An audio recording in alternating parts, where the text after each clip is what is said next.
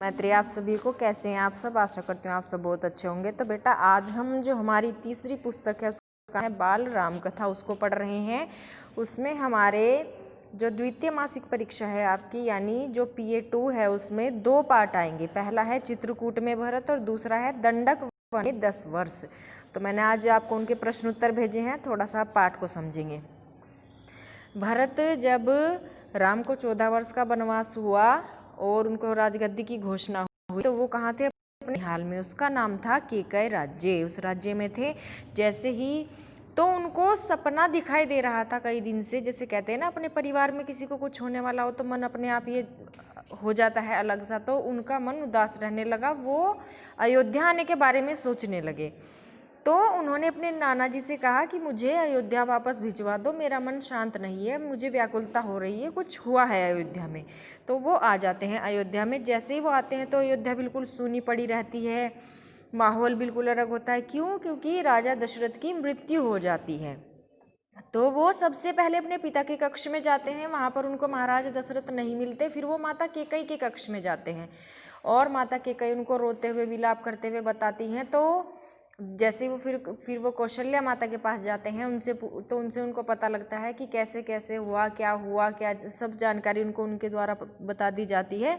तो वो माता केकई से क्रोधित हो जाते हैं, उन पर क्रोध करते हैं और उन्हें कहते हैं कि तुमने ऐसा अपराध किया है जो क्षम्य है, यानी जिसको कभी भी क्षमा यानी माफ़ नहीं किया जा सकता।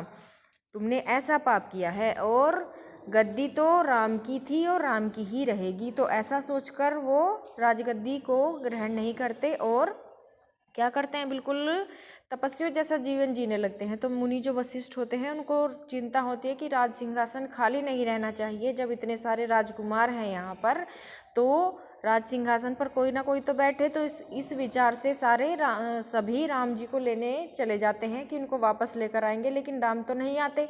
तो वो क्या लाते हैं, उनकी चरण पादुका को लेकर आ जाते हैं।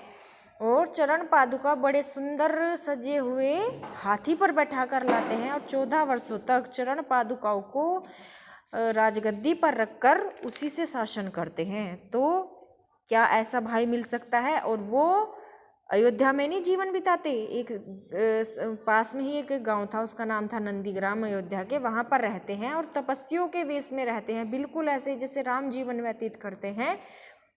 भरत भी उसी तरह से जीवन व्यतीत करते हैं। तो हमें भी ऐसे ही भाई बहन बनना चाहिए। अपने भाइयों के लिए इतनी ही त्याग का भाव हमें आपस में रखना चाहिए कि मुझसे पहले मेरे बड़े या छोटों का सम्मान हो।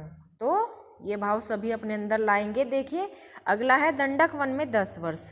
यहाँ पर इस वन में रामचंद्र जी ने अपनी कुटिया बनाई पंचवटी में और लक्ष्मण ने बड़ी सुंदर कुटिया बनाई थी। वहीं पर उनको जटायु मिले मार्ग में और शूर्पणखा वहीं पर आए। शूर्पणखा ने क्या किया, आकर जैसे ही राम को देखा तो वो उन पर मोहित हो गई और सोचने लगी कि मैं राम से विवाह करूंगी। तो वो बहुत बूढ़ी हो चुकी थी, लेकिन उन्होंने कैसा रूप धारण किया, एक स्त्री का रूप धारण किया, सुंदर स्त्री का। और राम के पास जाकर कहने लगी, राम आप मुझसे विवाह कर लीजिए, और सीता से ईर्ष्या करने लगी। तो लक्ष्मण ने कहा कि तुम्हारी हिम्मत कैसे हुई मेरे बड़े भ्राता से ऐसे बात करने की मेरे सामने।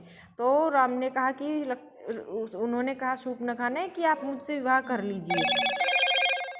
तो शूर्पणखा लक्ष्मण से भी विवाह करने को राजी हो गई, लेकिन राम पर वो मोहित हो चुकी थी। तो राम ने मना कर दिया और लक्ष्मण ने क्रोधित होकर उनकी नाक काट दी। तो वो रोते हुए बिलखते हुए कहाँ पर गई, रावण के पास। और रावण ने सेना भेजी और खरदूषण नाम के और अकंपन नाम के राक्षस भेजे कि उनको मारो और यहाँ पर ले आओ मार कर।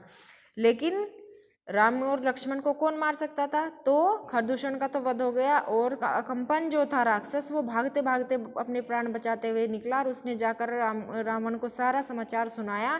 तो रावण भी फिर मारीच को लेकर पंचवटी पहुंचे और जैसे ही उन्होंने सीता को देखा तो वो सीता पर मोहित हो गए और उसको उन्होंने अपने साथ ले जाने का निश्चय किया। तो कैसे किया, फिर वो साधु वेश में आ गए और सीता जी से क्या मांगने लगे, भिक्षा मांगने लगे।